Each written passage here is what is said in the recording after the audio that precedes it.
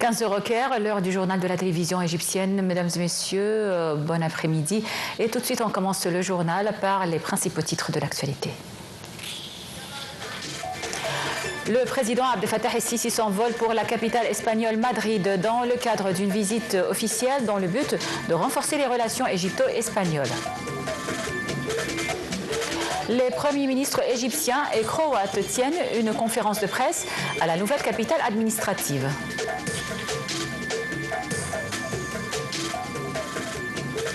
Les équipements lourds de déblaiement des décombres commencent à traverser le terminal de Rafah en direction de Gaza.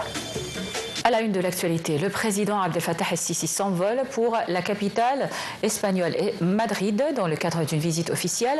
Cette visite a lieu dans le but de renforcer les relations égypto-espagnoles et dans le cadre de la coordination et la coopération entre les deux pays. Selon le porte-parole de la présidence, l'ambassadeur Mohamed Al-Chinnaoui, le président el-Sisi effectuera au cours de sa visite au Royaume d'Espagne nombre d'entretiens. Le chef de l'État s'entretiendra avec le roi d'Espagne et avec le premier ministre espagnol. Le président aura également des entretiens avec des représentants de nombre d'entreprises espagnoles. La visite comprend d'autre part la signature d'un accord et nombre de mémorandums d'entente pour maximiser les relations entre le Caire et Madrid et le partenariat dans les divers domaines de coopération.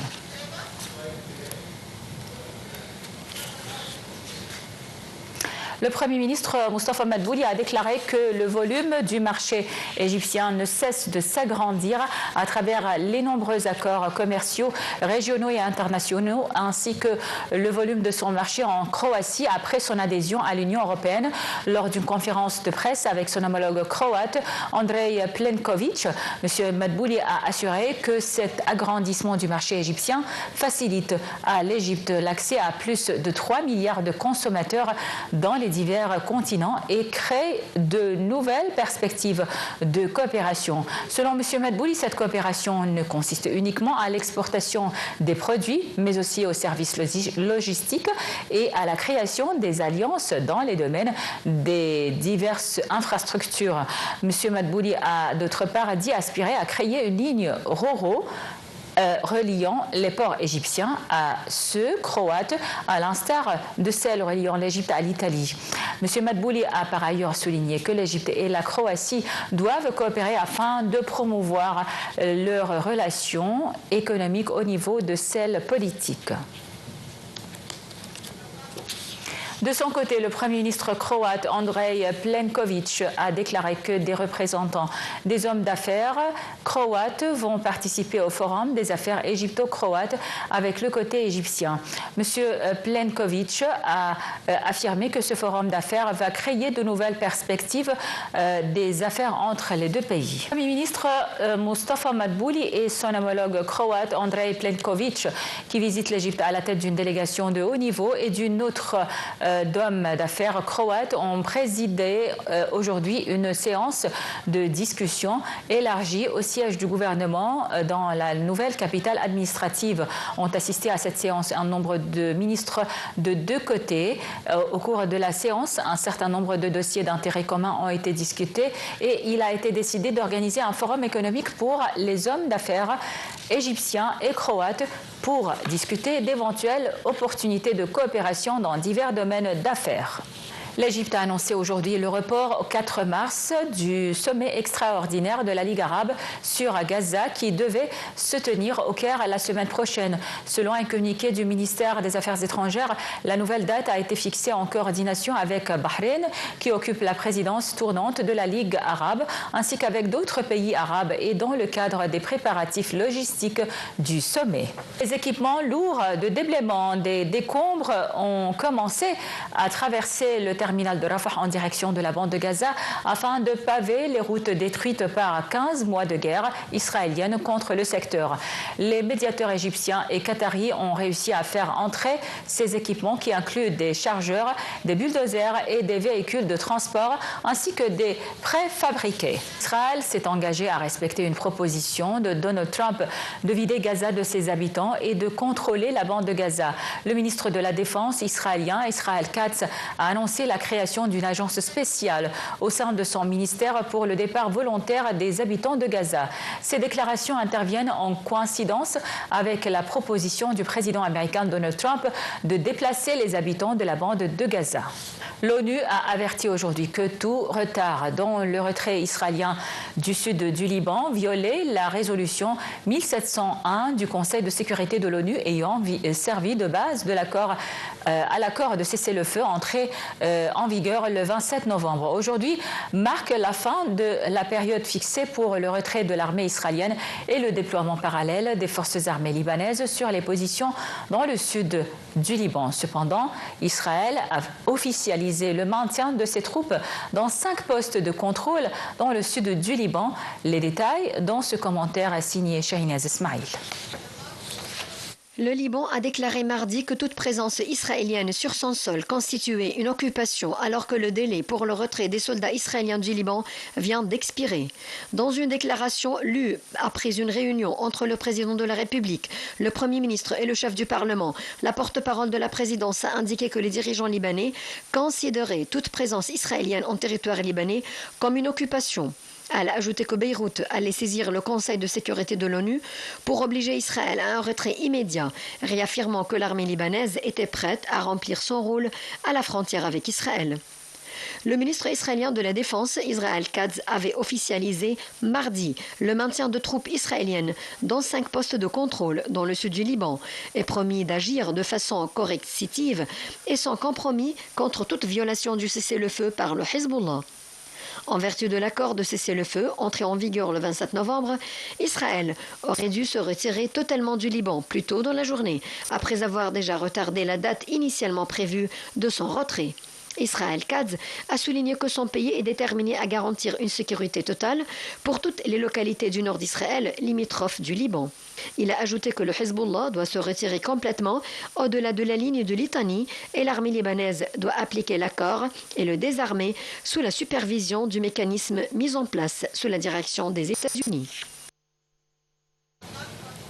De hauts responsables américains et russes menés par les chefs de la diplomatie ont entamé aujourd'hui à Riyad une réunion tendue visant à relancer la relation tendue à cause de la guerre en Ukraine. Ont assisté à la réunion le secrétaire d'État américain Marco Rubio et son homologue russe Sergei Lavrov.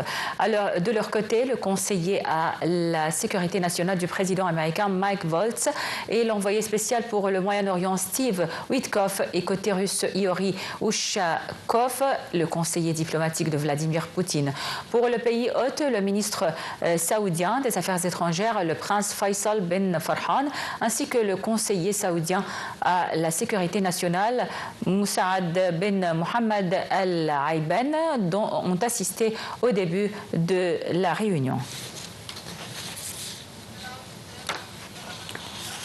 Le règlement du conflit en Ukraine est impossible sans discuter plus largement des questions de sécurité en Europe, a affirmé aujourd'hui le Kremlin, selon qui Vladimir Poutine est prêt à négocier si nécessaire avec Volodymyr Zelensky. Les détails. Le président russe Vladimir Poutine a affirmé que le règlement du conflit en Ukraine est impossible sans discuter plus largement des questions de sécurité en Europe, ajoutant qu'il est prêt à négocier si nécessaire avec le président ukrainien Volodymyr Zelensky. Selon le porte-parole de la présidence russe, Dmitry Peskov, la Russie reconnaissait le droit souverain de l'Ukraine à adhérer à l'Union européenne, mais pas à l'OTAN. La Russie a réclamé fin 2021 de redessiner l'architecture de la sécurité européenne et de facto un retrait des forces de l'OTAN d'Europe orientale ainsi qu'un engagement occidental à ne pas élargir l'alliance vers l'Est. L'Union s'est d'ailleurs tenue lundi en urgence à Paris entre plusieurs dirigeants européens inquiets d'être marginalisés dans les discussions. Sur le front, l'armée russe a revendiqué mardi la prise de Lampilevka dans la région ukrainienne de Donetsk. Désarçonnés par le dialogue américano-russe sur l'Ukraine, les dirigeants de pays clés européens réunis en urgence hier à Paris ont exhorté les États-Unis à rester impliqués dans la sécurité en Europe, mais ont aussi étalé leur division sur l'envoi de troupes de maintien de la paix. À l'issue de cette rencontre qui a duré plus de 3 heures, le Premier ministre britannique Keir Starmer a déclaré qu'il est prêt à envisager un engagement des forces britanniques au sol aux côtés d'autres si un accord de paix durable est conclu. Les dirigeants de l'Union européenne, Ursula von der Leyen et Antonio Costa, ont assuré que la réunion de Paris avait martelé le message que l'Ukraine mérite la paix par la force. Le chancelier allemand a pour sa part jugé hautement inapproprié de débattre maintenant de l'envoi de forces de maintien de la paix en Ukraine tant que la guerre fait rage dans ce pays envahi par la Russie. 300 membres présumés d'organisations terroristes ont été arrêtés au cours des 5 derniers jours dans une opération ciblant le PKK à travers la Turquie, a annoncé aujourd'hui le ministre de l'Intérieur Ali Yerlikaya. Les détails dans ce compte-rendu. Le ministre turc de l'Intérieur, Ali Yerlikaya, a indiqué sur X que lors des opérations qui se poursuivent depuis 5 jours contre le PKK, dans 51 provinces, 282 membres présumés d'organisations terroristes ont été capturés, alors que se poursuit le dialogue initié par le gouvernement avec le Parti des travailleurs du Kurdistan PKK en vue d'une trêve après des décennies de guérilla. Selon le DEM, troisième force au Parlement impliquée dans le dialogue entre Abdullah Öcalan, le fondateur du PKK, emprisonné depuis 26 ans, et les autorités turques, il est clair que la possibilité d'une solution et d'une paix commence à faire perdre le sommeil à certaines personnes. Il a également accusé que chaque jour des opérations sont menées contre ceux qui veulent une solution et la paix.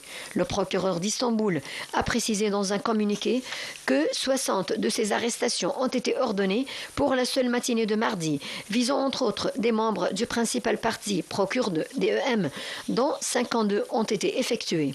De son côté, le ministre de l'Intérieur se dit déterminé à éradiquer toutes les formes de terrorisme.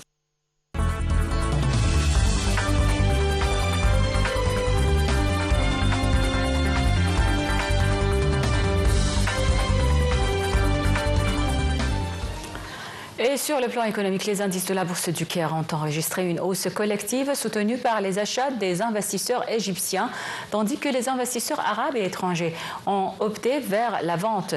L'indice principal EGX 30 a augmenté de 0,06% pour atteindre 30 454 points. Parallèlement, l'indice secondaire EGX 70 des petites et moyennes entreprises a progressé d'environ 0,29% pour se situer à 8 569 points.